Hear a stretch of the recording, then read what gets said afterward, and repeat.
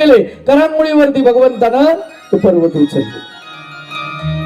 दीडका पाय त्याच्यामध्ये रिलॅक्स आहे की नाही, काही आहे का टेन्शन कुठलं. मस्तपैकी करंगोळीवरती पर्वत उचललेला आहे आणि एका हातानं बासरी वाजवत आहेत. आता काही असतात मित्र, अरे म्हणले आम्ही घाम घाम व्हायलाय आमचा, आम्ही काठ्या लावल्यात, आमचे कपडे ओलेचिम झाले आणि तू नुसतं करंगळीवर उचलायचं असेल तर उचल, नाही तर ठेव खाली. म्हणले आम्ही आमचं बघून घेऊ. भगवंत म्हणले हरकत नाही, करंगळी खाली केली. जशी करंगळी खाली झाली तसं ते 3-4 इंच खाली आलो. जसं खाली आले हे म्हणले मरतो आता दबून. अ बाबा करंगळीवर कर म्हणले. ते बोलले काय झालं. नाही नाही नाही तुझ्याच्यानंच होते, आमच्याच्यानं काही होत नाही.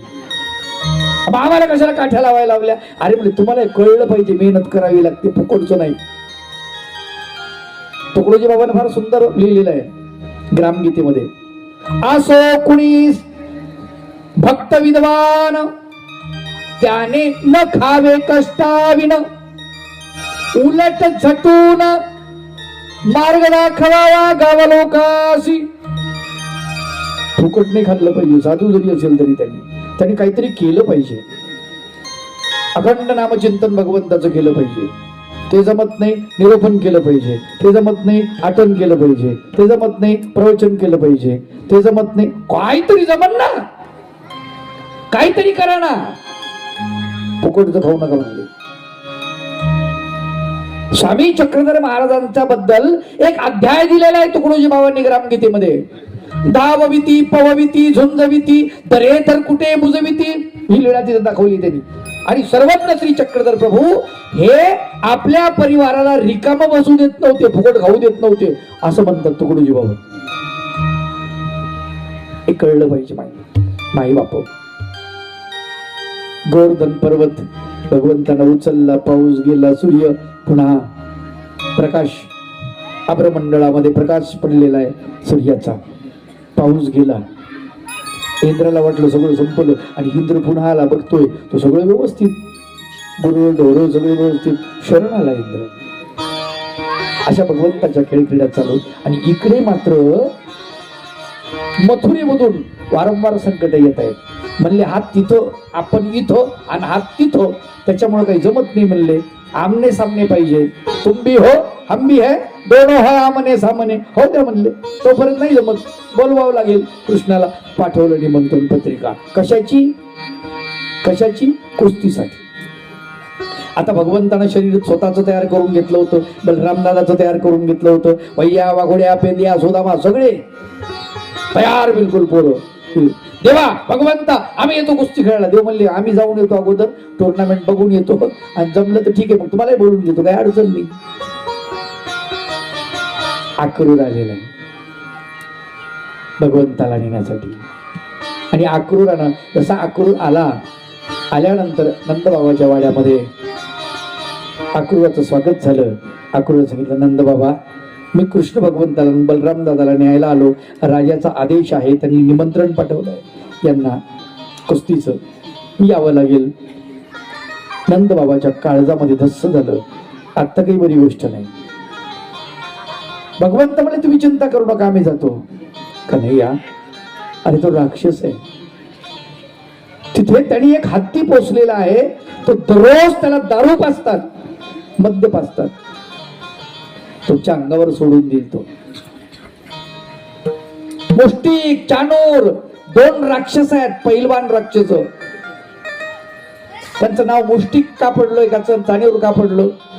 मुष्टिक म्हणजे मुठ मारणे, बुक्की मारली की एका बुक्कीत माणसाला मारायचा तो, म्हणून त्याचं नाव मुष्टिक पडलेलं आहे.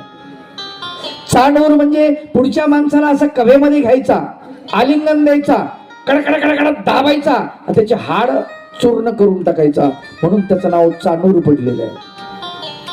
असे क्रूर आहेत म्हटले, तुम्हाला तिथं पाठवायचं.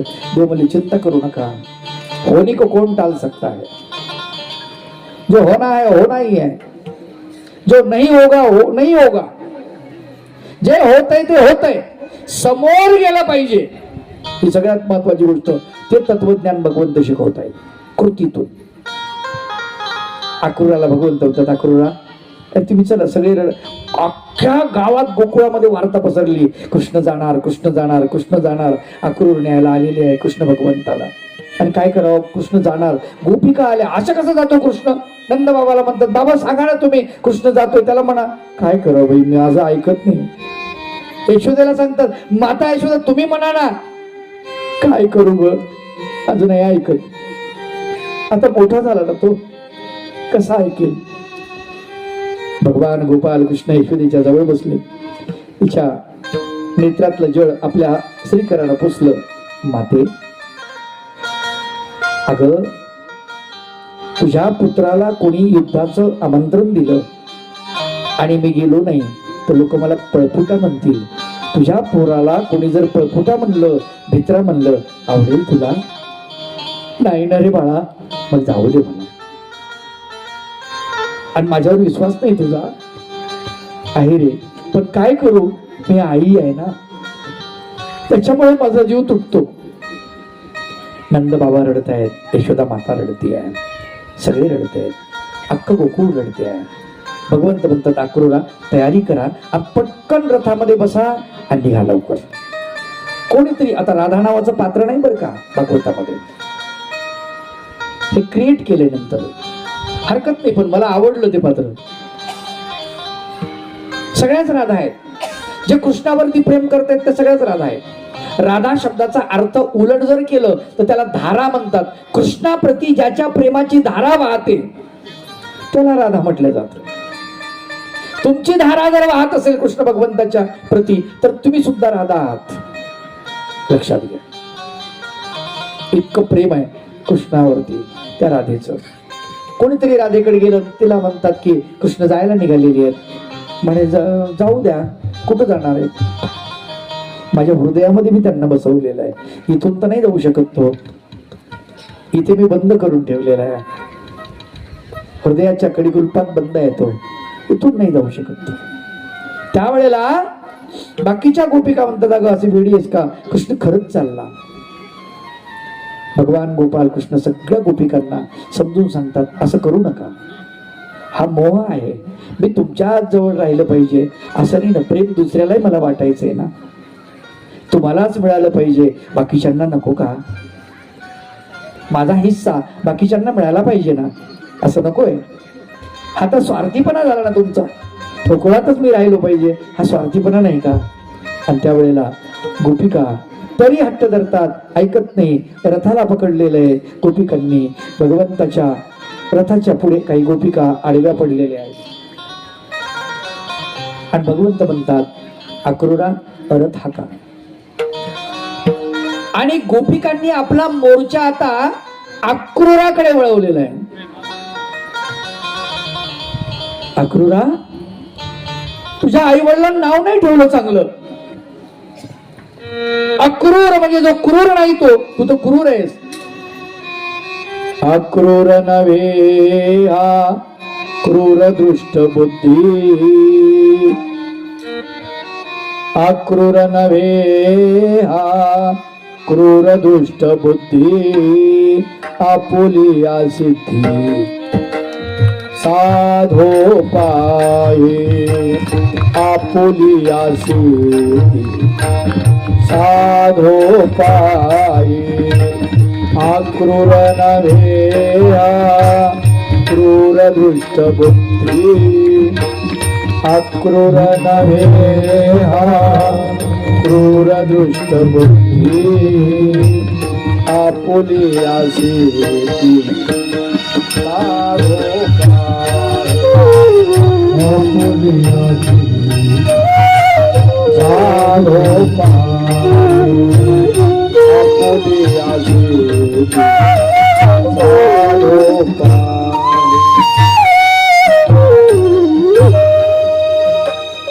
अक्रूर नाही असतो, चुकीचं नाव ठेवलं माता पित्याने. अरे तू चांडाळ आहेस रे. चांडाळ म्हणजे फाशी देणाऱ्याला चांडाळ म्हणतात, लक्षात ठेवा. जजनी ज्याला शिक्षा दिली ना, त्या शिक्षेचं फरमान काढलेलं आहे. आणि ज्यावेळेस त्याला फाशी दिल्या जाते, फाशी देणारा जो असतो त्याला चांडाळ म्हणतात, उर्दू मध्ये त्याला जल्लाद म्हणतात. आलं का लक्षात? तो चांडाळ शब्द आहे. तर तू चांडाळ आहेस. गोपिका त्याला बोलताय, भगवंत म्हणतात तू चल. आणि त्यांनी आपला रथ हाकायला सुरुवात केली. रथ पुढे पुढे निघाला. गोपिकांनी प्राण दिले, काही प्राण त्याग केला. त्यांना भगवंताचा विरह सहन झाला नाही आणि गोपिकांनी जसा रथ भगवंताचा निघाला वायू वेगानं, धडा धडा गोपिका कोसळलेल्या आहेत. काही दुःखातिरेकानं मूर्छित झालेले आहेत. काहींच्या डोळ्यामध्ये अखंड अश्रू आहेत, शोकाकुल झालेले आहेत त्या गोपिका. आता भगवंत कधी भेटणार? इकडे मात्र भगवंत जेव्हा गोकुळामध्ये येतात, मथुरेमध्ये येतात, आल्यानंतर मथुरा नगरी अगदी भगवंताचं स्वागत करते. लोकांनी उत्साहाने गुढ्या उभारलेल्या आहेत, तोरण बांधलेली आहेत आणि भगवान गोपाल कृष्णाच्या स्वागतासाठी अख्खी मथुरा नगरी तयार आहे. चौक भरलेले आहेत, रांगोळ्या काढलेल्या आहेत, तोरणे बांधलेले आहेत, फुलांची आरास आहे. भगवंताच्या स्वागतासाठी सवाष्णींनी डोक्यावरती कुंभ घेतलेले आहेत शुद्ध जलाने आणि भगवंताच्या समोर ते चालतायत. सगळ्या मथुरा नगरीनं भगवंताचं स्वागत केलेलं आहे आणि भगवंताचं तिथे आगमन झालेलं. सगळ्यांना आनंद झाला. दुतर्फी महामार्गावरती प्रचंड गर्दी भगवंताला पाहण्यासाठी. अरे दोन कोळे लेकर, पण काय तेज पुंज आहेत, काय चेहरा आहे, काय प्रसन्नता यांच्या चेहऱ्यावरती झळकते आहे. सगळ्यांना आश्चर्य वाटते आहे. धरी की पगड़ी वाले सुंदर आँखों वाला, कितना सुंदर लागे बिहारी, कितना लागे प्यारा. धरी की पगड़ी वाले सुंदर आँखों वाला, धरी की पगड़ी वाले सुंदर आँखों वाला, कितना सुंदर लागे बिहारी, कितना लागे प्यारा. हो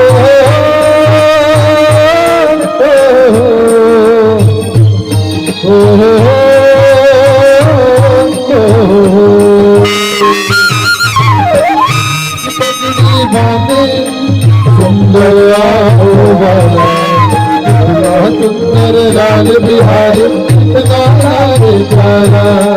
कितना सुंदर लागे बिहारी, कितना लागे प्यारा.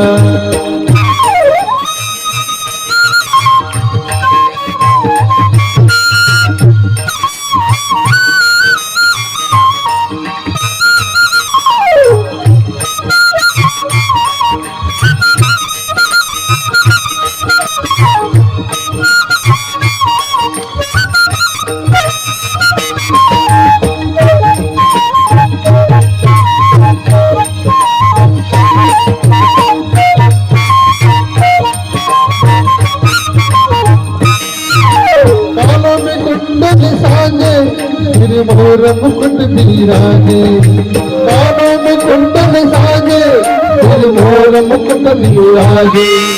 सखिया बदली होती जब जब होठों पे बंसी बाजे. सखिया बदली होती जब जब होठों पे बंसी बाजे. चंदा यह सावरा हो, चंदा सावरा वाला है ये वाला. कितना सुंदर लागे बिहारी, कितना लागे प्यारा. कितना सुंदर लागे बिहारी, कितना लागे प्यारा. की पगड़ी बांधे सुंदर आँखों वाला, की पगड़ी बांधे सुंदर आँखों वाला. कितना सुंदर लागे बिहारी, कितना लागे प्यारा. कितना सुंदर लागे बिहारी, कितना लागे प्यारा.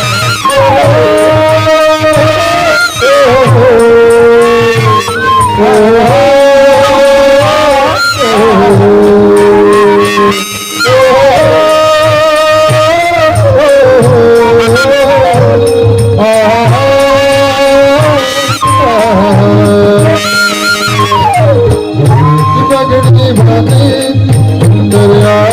बाला कितना सुंदर लागे बिहारी कितना लागे प्यारा कितना सुंदर लागे बिहारी कितना लागे प्यारा कितना सुंदर लागे बिहारी कितना लागे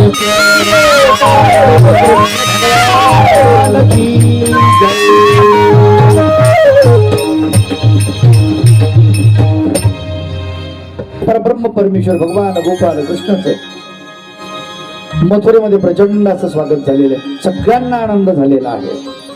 आता मथुरेची जनता कंसाच्या जाचातून सुटेल असं त्या जनतेला वाटत आहे. प्रचंड गर्दी आहे दुतर्फा. काही 2-2, 3-3 मजली इमारती आहेत. वरच्या गवाक्षामधून गॅलरी म्हणतो ज्याला आपण, त्याच्यातून माता भगिनींनी पुष्प वर्षाव करायला सुरुवात केलेली आहे. पुष्पाची वृष्टी केलेली आहे. कुब्जा नावाची कंसाची एक दासी आहे. अत्यंत म्हातारी, आजच्या भाषेमध्ये 90 वर्षाची, 90 अंशाच्या कोणात वाकलेली, कंबरड पार वाकून गेलेलं, डोळे खोल गेलेले, चेहऱ्याला प्रचंड सुरकुत्या पडलेल्या, केसाचा आंबाळा झालेला, पांढरे शुभ्र, मुखात दात नाही, एक बोळकं सगळं, हातामध्ये काठी, दुसऱ्या हातामध्ये कटोरा आहे, चंदन आहे ज्याला यक्ष कर्दमाची उटी म्हटलं जातं. अगर तगर गहुला कचुला नागरमोता चंदन हे सगळे सुगंधित द्रव्य मिक्स केलेले, घासून अगदी चंदनाच्या लाकडामध्ये सोन्याच्या कांबी त्याच्यात ठोकलेल्या खेळे आणि ते घासलेलं, अशा प्रकारची ती चंदनाची उटी कंसाला घेऊन चालले. कारण कंसाला प्रचंड ताप आहे, त्याचं डोकं दुखते आहे, त्याचं डोकं दुखते आहे अर्ध शिशी सारखं. कारण का, कृष्ण भगवंतानं त्याचं डोकं उठवलेलं आहे. हा, त्याला चैन नाही आहे, म्हणून कपाळाला पूर्ण लेप लावतो तो, अंगाला पूर्ण लेप लावतोय. यासाठी ते कटोर घेऊन जात असते दररोज.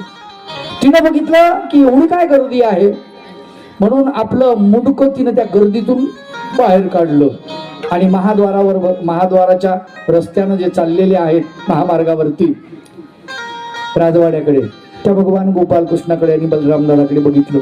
तिला आनंद झाला. हा, काय दिव्य मान सौंदर्य आहे रे, किती छान आहे.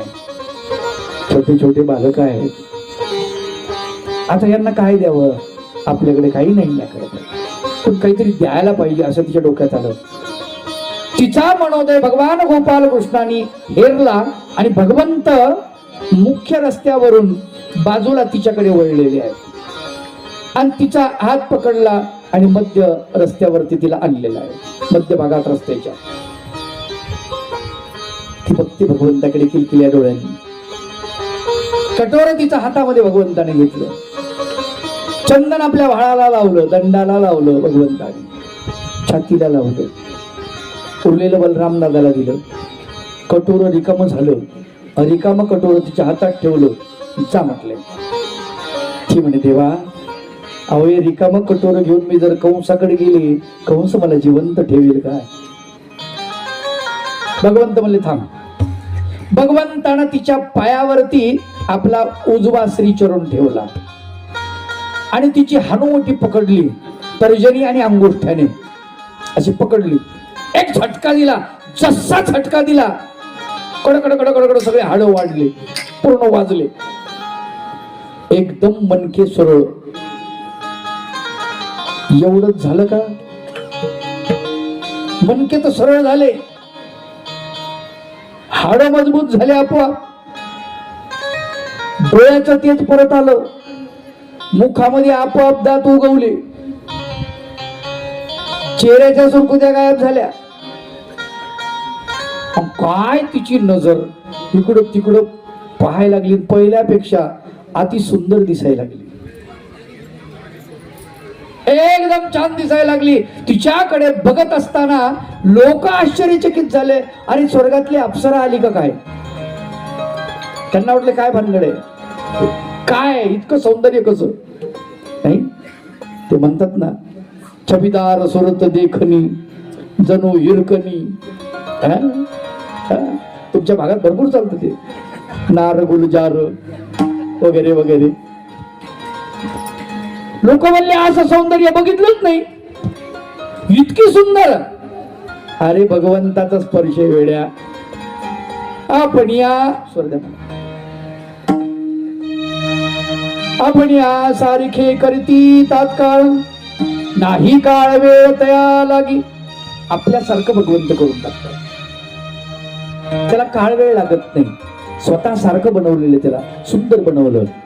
वरीस 25-27 भीतरी तिचे वय अशी भगवंताची श्रीमूर्त, आणि तिलाही तसंच बनवलेलं आहे.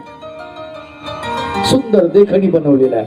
आणि एवढी सुंदर झाल्यानंतर तिचं काय सांगावं तुम्हाला. नाचाय काय लागली, गाय काय लागली. भगवंताच्या चरणावरती मस्तक ठेवलं आणि भगवंताच्या चरणावरती मस्तक ठेवून आशीर्वाद केला, अभिषेक केला आसूनी आपल्या. देवा मला काय बनवून टाकलंस, मी काय होते, काय बनवून टाकलंस. संत वर्णन करतात, काय स्पर्श होता झाले वाकडे सरळ. स्पर्श होता झाले वाकडे सरळ. स्पर्श होता झाले वाकडे सरळ. स्पर्श होता झाले वाकडे सरळ. दुःख ही विराळ होता गेले. दुःख ही विराळ होत गेले होत गेले. स्पर्श होता झाले वाकडे सरळ. स्पर्श होता झाले वाकडे सरळ. स्पर्श होता झाले वाकडे सरळ.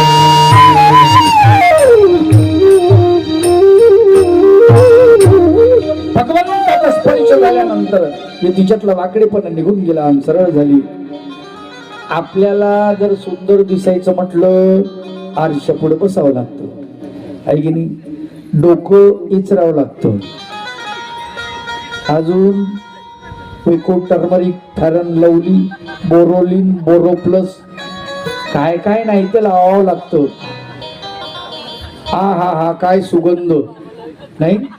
थोड्या वेळानं ऊन हात गेले उजड दुर्गंध. कुब्जेचा असं आहे का. अरे परमेश्वराचा स्पर्श झाला आणि कुब्जेचा उद्धार झाला. लक्षात ठेवा. स्वामी चक्रधर महाराज म्हणतात, परमेश्वराचा एकदा जर स्पर्श झाला तर भोगभूमीमध्ये जन्म होतो आणि इथल्यापेक्षा 10 पट आयुष्य मिळतं सुखामध्ये. तिथे परमेश्वराच्या स्पर्शाची किमया आहे. भगवंताच्या लीळेची किमया. तिला लीळादान मिळालं, संबंधदान मिळालं. 4 दानापैकी 2 दान तिला भेटले, हे तर पक्कच आहे. कंसाकडे गेली, कंसाला कटोर दिला हातामध्ये. कंसाला कटोर घेतलं. कंस म्हणतात, तुझी आजी कुठे. आणि आजी कोण. आजी कुब्जा. काय कुब्जा. तू कुब्जा. आणि मी कुब्जा. अरे म्हणजे एवढा बदल तुझ्यात कसा झाला. म्हणजे भगवंताच्या स्पर्शाची किमया आहे. काय हो.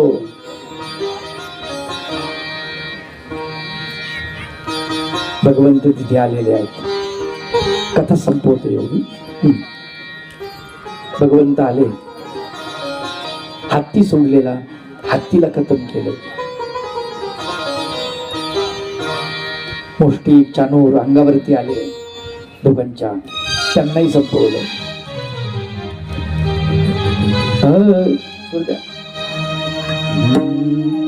मुष्टिक चनुर मार दिला.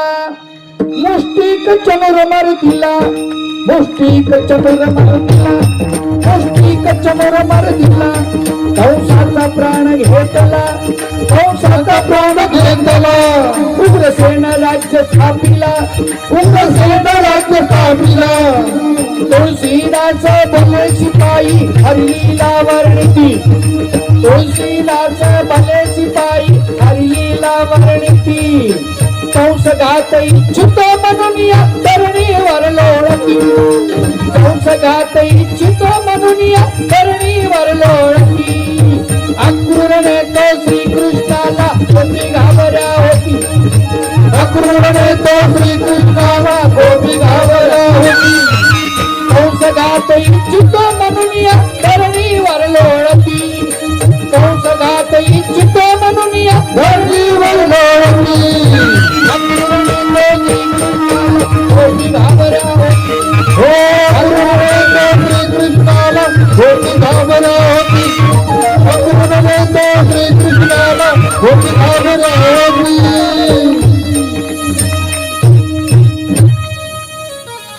चानूर मुष्टी दोघांचं मर्दन केलं आणि भगवान गोपाल कृष्ण सिंहासनावर बसलेल्या त्या कंसाचा हात पकडला फरफर ओढत आणलं खाली मैदानामध्ये आणि भगवंत त्याच्या छातीवर बसतात आणि त्याच्या छातीवरती आपल्या श्रीकराची मुठ्ठी बांधलेली मुष्टी आणि त्याला बुक्क्या मारता येतो.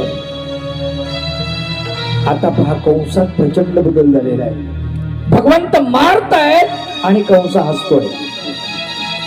देवा भगवंता अरे मला माहितच नव्हतं तुझ्या हातानं मरण इतकं चांगलं आहे. हे जर मला माहित असतं तर तुझ्या बालपणीच मी मरायला तयार झालो असतो ना रे प्रभू. काय माहिती मला. कंस मरतो तेव्हा त्याला प्रचंड आनंद होतो. भगवंतानी त्याला दोन प्रकारचं दान दिलेलं आहे, संबंध दान आणि लीळा दान. लक्षात घ्या. अशा भगवंताच्या खेळ क्रीडा. भगवंत मथुरेत गेले. आता आपली वेळ संपली आहे. आपण आपल्या गावात येऊया पदवाडीमध्ये. आजची कथा इथेच आपण थांबवूया. या कथेला उपस्थित सर्व संत महंत भिक्षुक वासनिक सर्वांचे मनपूर्वक आभार मानतो. आणि माझी पुस्तकं इथं गेट पाशी विक्रीला आहेत. हे जे इकडं पेंडालचं जे गेट बांधलंय ना तिथे मी लिहिलेली माझ्या लेखणीतून निघालेली काही पुस्तकं आहेत. तुम्हाला आवडतील. 80 रुपये सगळ्यात जास्त किंमत आहे आणि 30 रुपये सगळ्यात कमी किंमत आहे. 30 रुपयापासून 80 रुपयापर्यंत माझं साहित्य तुमच्या घरामध्ये असेल. तुम्ही न्यावं असं मला वाटतं. शांताबाईसाच्या जीवनावरची सार्थक नावाची कादंबरी आहे. माहेर नावाचं पुस्तक ते आता आउट ऑफ प्रिंट आहे. कथेचं अभंगाचं एक पुस्तक आहे मनाचे अभंग म्हणून. आणि निर्णय सिंधू नावाचं पुस्तक महानुभाव तत्वज्ञानावरती आधारित असं ते पुस्तक आहे. आणि सूत्रावरचे पुस्तकं आहेत. 4 पुस्तकं आहेत. प्रत्येक पुस्तकाची किंमत 50-50 रुपये आहे. एका सूत्रावरचं एक प्रवचन असे त्या पुस्तकामध्ये. एका पुस्तकात 5 प्रवचन आहेत. ज्यांना कोणाला ते पाहिजे त्यांनी तिथून न्यायचे आहेत. आज उद्या परवा तिथे राहणार आहे ते. दुसरी महत्वाची गोष्ट, माझं स्वतंत्र चॅनल आहे महंत कळमकर बाबा या नावाने. आता हे व्हिडिओ त्याच्यावरती अपलोड होत आहेत पण मागचे व्हिडिओ त्याच्यावर येत आहेत. त्याच्यामुळे तुम्हाला आत्ता दिसणार नाही. 1 महिन्यानंतर इथले व्हिडिओ तुम्हाला पाहायला मिळतील. जर तुम्हाला बघायचं असेल असं तर तुम्ही बघू शकता. पण एक लक्षात ठेवा, ही ताक आहे, दूध नव्हे. दूध म्हणजे आता सन्मुख तुम्ही ऐकता हे दूध आहे, ते मात्र ताक आहे. कधी तुम्हाला आठवण झाली की बघायला पाहिजे, आपण ऐकायला पाहिजे तर तुम्ही ऐकू शकता. तो पर्याय नाही आहे. पर्याय म्हणजे कथेला समोरच बसलं पाहिजे. सन्मुख अर्थ लाभाय. सर्वजणांनी उठून उभं राहा. काही सूचना द्यायच्या दादा? हा द्या. 1 मिनिट. सूचना देत आहेत मग उठा. या सुवर्ण महोत्सव कार्यक्रमाच्या निमित्ताने उपस्थित सर्वांचं या ठिकाणी सहर्ष स्वागत. हा कार्यक्रम आयोजित करताना संयोजकांनी आणि उत्सव समितीने असा निर्णय घेतला होता की आपण कुणाचंही देणगी वर्गणी रुपी कुणाकडे काय मागायचं नाही किंवा काही नाही. परंतु काल काही संबंधित सद्भक्त आम्हाला भेटले की आम्हाला अन्नदानामध्ये काही दान करायचं आहे. तर आम्ही काल असा निर्णय घेतला की जर कुणाला संबंधित सद्भक्तांना दान करायचं असेल तरी फक्त अन्नदानामध्येच दान होईल. बाकी जो सर्व खर्च आहे तो देवस्थान ट्रस्ट करणार आहे. संबंधितांनी याची नोंद घ्यावी. आणि आजच्या आरतीसाठी ज्या सद्भक्तांची या ठिकाणी नावं पुकारली जातील त्यांनी समोर यायचं आहे. आबाजी दत्तू काळे अखिल भारतीय मानव परिषदी मुंबईचे प्रभारी अध्यक्ष यांनी पुढे यायचं आहे. त्याचप्रमाणे अशोक भाऊ आतकरी सुलतानपूर, निरंजन भाऊ आतकरी सुलतानपूर, अशोक भाऊशेठ वाघ रांजणी आणि विकास भाऊ भोर हिवरे या 5 मान्यवरांनी आरतीसाठी ताबडतोब पुढे यायचे. उशीर झालेला आहे. आरती सुरू करायची. आरती लावा. उठून उभं राहा. मेणबत्त्या आणल्या असतील तुम्ही, मेणबत्त्या पेटवा.